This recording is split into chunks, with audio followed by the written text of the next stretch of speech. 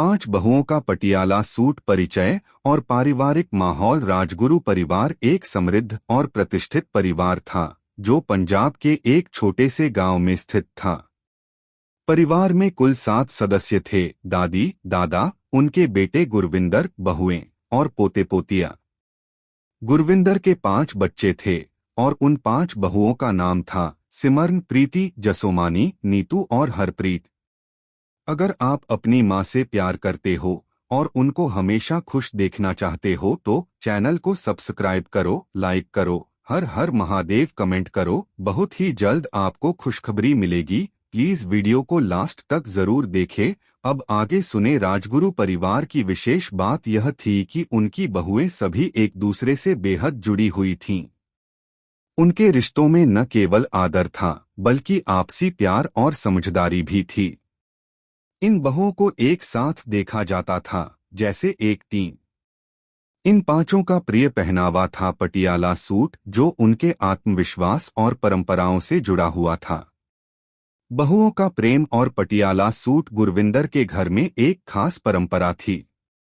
हर साल जब परिवार के सभी सदस्य एक साथ उत्सव मनाने के लिए एकत्र होते तो वह अपनी बहुओं को नए पटियाला सूट उपहार के रूप में देते थे।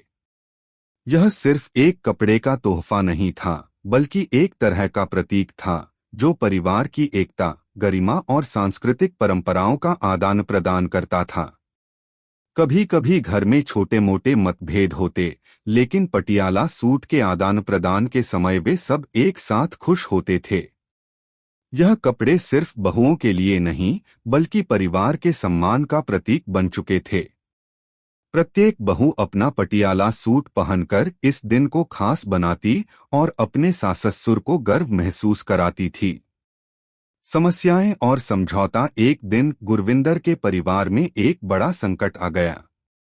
पारिवारिक व्यवसाय में अचानक से घाटा हुआ, जिससे घर की वित्तीय स्थिति डामाडोल हो गई।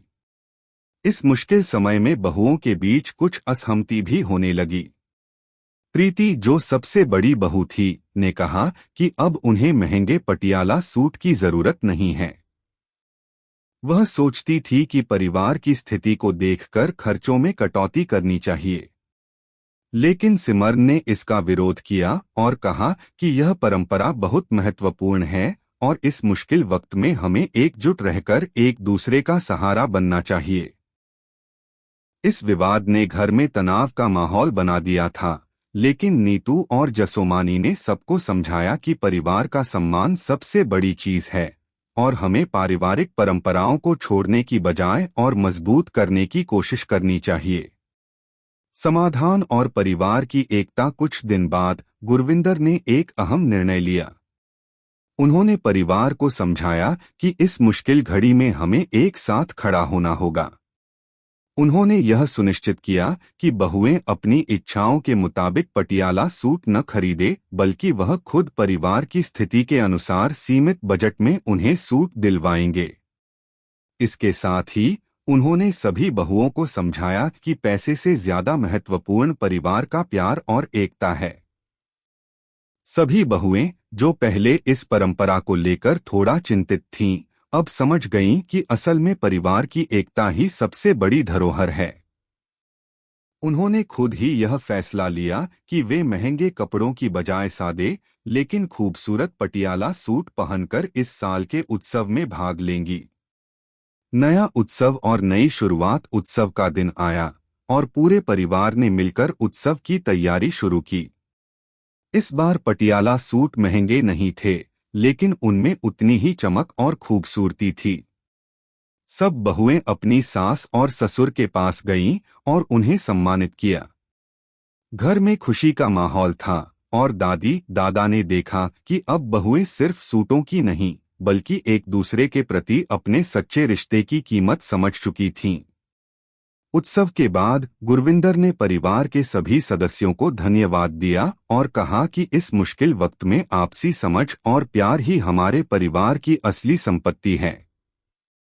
प्रेरणा समाप्त होते होते यह परिवार एक नया सबक सीख चुका था। उनके लिए पटियाला सूट सिर्फ कपड़े नहीं थे, बल्कि एकता का प्रतीक थे। और इस बार उन सूटों ने न केवल परिवार के रिश्तों को मजबूती दी, बल्कि यह सिखाया कि प्रेम और समझदारी सबसे महत्वपूर्ण चीजें हैं जो किसी भी मुश्किल समय में काम आती हैं। इस कहानी का संदेश यह था कि बाहरी दिखावे और महंगे तोहफे कभी भी रिश्तों का सच नहीं होते। असली मूल्य उन रिश्तों में होता है जिनमें विश्वास, समझदारी और एक दूसरे के लिए समर्पण हो। यह कहानी उन 5 बहुओं की है जिन्होंने न केवल अपनी परंपराओं का सम्मान किया, बल्कि मुश्किल वक्त में एक दूसरे के साथ खड़ा होकर परिवार की शक्ति को महसूस किया। कैसी लगी आपको कहानी? प्लीज कमेंट करो, लाइक करो, सब्सक्राइब करो। धन्यवाद।